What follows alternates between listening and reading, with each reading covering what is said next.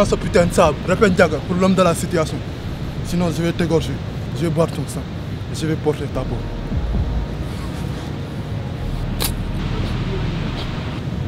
Répète Diaga. Bonsoir tout le monde. Ici c'est Barry Aikido, hein? Mais tout le monde m'appelle Barry Aikido. Mais mon vrai prénom c'est Thierno Mohamed Saliou Barry. Je suis acteur de Sénégal Pictures.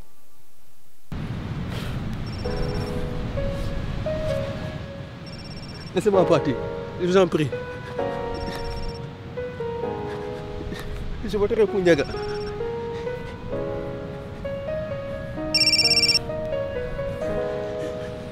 Je vous en supplie, pardonnez-moi.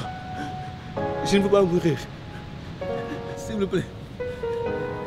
Mon enfant doit en être ici. Attends. Le revolver est plus rapide. Faire vite là-bas.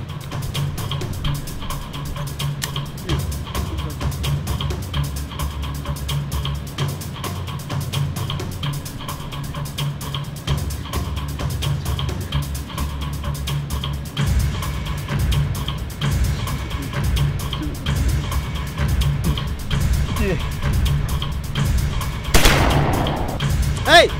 Hey, mais qu'est-ce que tu fais? T'es malade?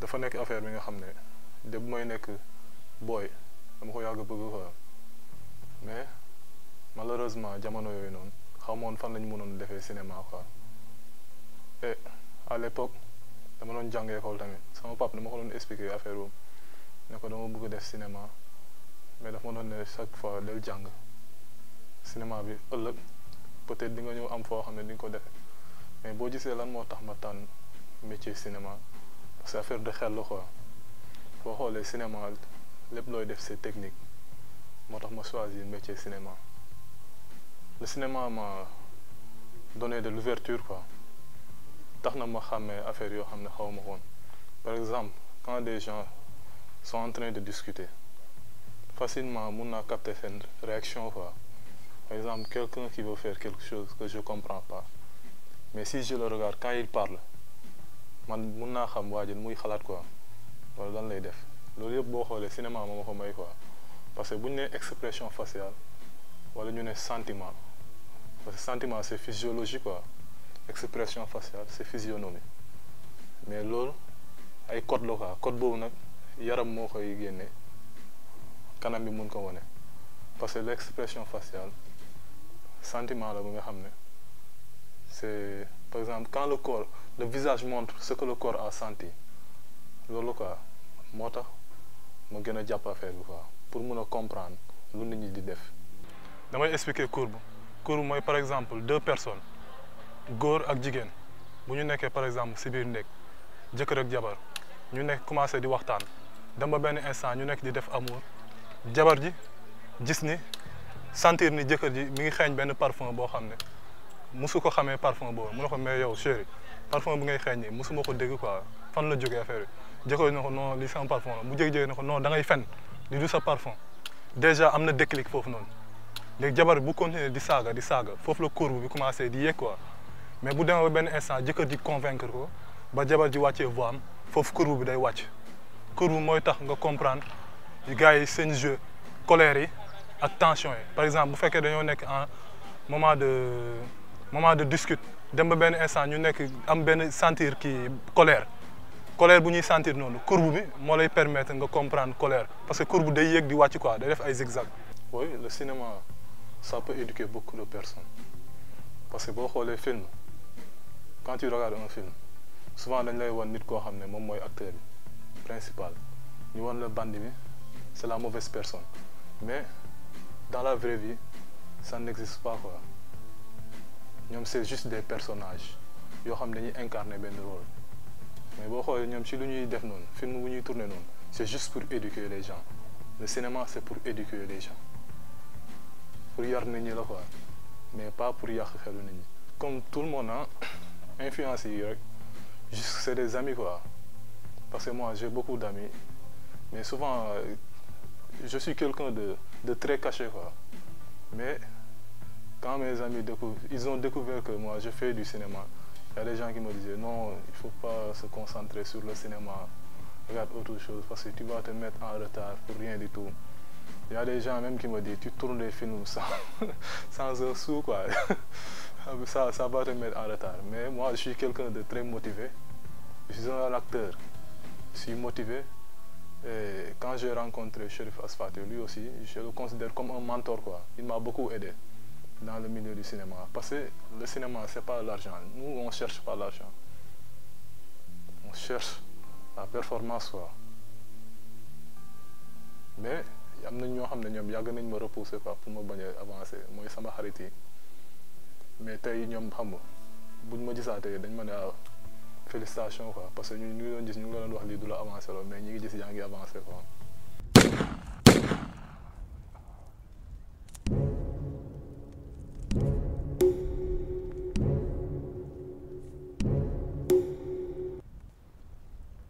Qu'est-ce que tu fais? J'ai l'impression d'avoir vu un serpent ici. Le seul serpent ici, c'est moi. Anaconda, ne gaspille pas tes munitions. ñoom ñoo ma formé ñoom ñoo tax ba ma comprendre lan mooy cinéma ñoom ñoo tax ba ma comprendre lan mooy film ñoom ñoo tax tam ba ma comprendre di mën a lire ci nit mais Sénégal lu muy représenter ci man famille laay wax quoi Sénégal c'est une famille pour moi parce que je passe tout mon temps avec les Sénégalais et avec les Sénégalaises. Le Sénégal Pictures m'a appris l'esprit de groupe, le travail, la motivation. Le travail, quand je dis le travail, c'est quelque chose de très très très profond parce que liggéey bëri na ay façon liggéey mais liggéey bu mooy liggéey ak waa Sénégal dafa nekk liggéey boo xam daf ma yokkal xam-xam tax ba man liggéey bu ma nekk nii sax sama métier bu may exercer dama ko gën a jàpp mais Sénégal daf ma jàngal liggéey quoi bu ma ñëwee Sénégal laa gën a comprendre lan mooy liggéey parce que boo xoolee on dit le 7e étage pour nga egg niveau boobu noonu dafa sori à chaque fois damay gën a yokk sama xam-xam ci milieu cinéma mais saa yi may yokk sama xam-xam nit ñi naan mooy dafa gën a yokk yaa ngi gën a avancé man damay gis ni man sama xam-xam ndekete aw ma dara ndeke te maa ngi gis muy gën a yokk mais ndekete aw ma dara moo tax cinéma bi dafa nekk loo xam ne daf lay gën a yokkal quoi Sénégal jàngal na ma lu bëri te jëm naa ni tam am na leneen lu bëri lu des loo xam ne xamaguma ko quoi. C'est quand les gens ils sont calmes dans un film ou dans des films, quand les gens ils sont normaux, le courbe il est là. Ah. Quand les gens ils sont en colère, par exemple, quand deux personnes sont en train de discuter, ils sont en colère, là le courbe ça monte. Là. C'est une discussion bu jeexee ba ñu normal la day wàcc mooy wàcc di wàcc léegi dafa am différence entre expression faciale degré si yaram lay nekk degré physiologie la quoi ak physionomie moo tax ñu naan expression faciale premier degré deuxième degré mais courbe bi nii la 3 D 1 quand normal 2 quand les gens ils sont en colère ça monte mais gars yi bu ñuy wàcc di commencer calme day wàcc bu normal la nii lay def moo tax film nii lay doon film nii la toujours film boo gis en général gars yi nii la ñuy commencer normal jékki-jékki commencer tàng film bi di tàng jékki-jékki ba benn instant film bi di wàcc. Moi je regarde tous les films américains, indiens, japonais, brésiliens mais je préfère les films américains quoi parce que les films américains il y a beaucoup de technique c'est technique quoi très technique. Surtout le film The Last King, Scout Island, le film de Forest Whitaker. Non, c'est un bon film. Mais mon acteur préféré, c'est Denzel Washington. J'aime beaucoup Denzel Washington, mais j'ai beaucoup d'acteurs, quoi. Mais Denzel Washington, c'est mon acteur clair. Et pourquoi j'aime Denzel Washington? Lui, il incarne des vrais personnages qui ont déjà existé dans la vraie vie, quoi. Et ces films sont très techniques. Mais il y a un autre film aussi qui m'a marqué, c'est pas un film américain. Il y a un film qui m'a marqué, La Cité de Dieu. La Cité de Dieu. Le film de Fernando Meirelles, La Cité de Dieu. La Cité de Dieu. Ce film m'a beaucoup marqué. Il y a quelque chose qui m'a beaucoup marqué depuis mon enfance. Un jour, je regardais la télé avec mon frère. J'ai vu un albinos qui a été décapité. que c'était Tanzanie quoi documentaire mais documentaire boobu dafa ma marqué quoi après depuis loolu chaque fois su ma gisee albinos nii rek day am lu muy joué ci man lu bëri dama yërëm albinos yi quoi boo xoolee albinos yi ñoom ñemewuñu naaj ak weñ yi nii ba pare naaj bi en général leen sonal parce que ñoom amuñu mélanine quoi après da leen di indi cancer ba pare albinos yu bëri yu muy gis gars yi dañ leen di rejeté ba pare ñu si bëri ci ay famille ñu pauvre la ñuy bokk quoi mais man moom sama cri de cœur mooy jàppale albinos yi quoi. Normalement en tant que musulman je vais être le personnage du prophète Mohammed Rasulullah sallallahu alayhi wa sallam mais je sais c'est impossible quoi parce que lui il a tout fait il est le premier il est le dernier mais bu ma doon incarner personnage ma bëggoon nekk moom laa bëgg nekk quoi.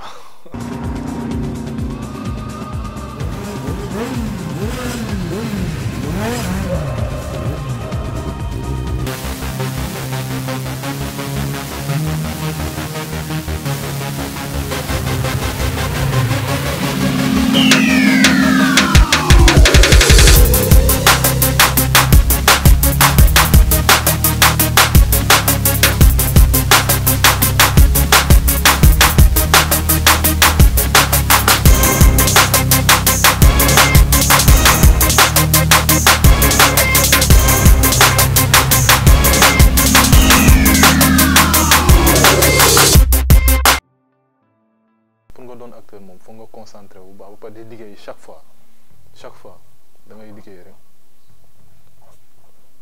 un acteur c'est comme une personne bi nga xam dafa nekk benn dëkk boo xam ne étranger la foofu déggul seen langue quoi mais pour mu mun a dégg seen langue nag foog mu jàng seen làkk jàng seen culture mais loolu rek laa bëgg ñun fu ñu nekk nii instant fu ñu toll nii ñu gën a continuer waat di gën a liggéey parce que am na niveau nous on est des professionnels on est des vrais acteurs on est des professionnels.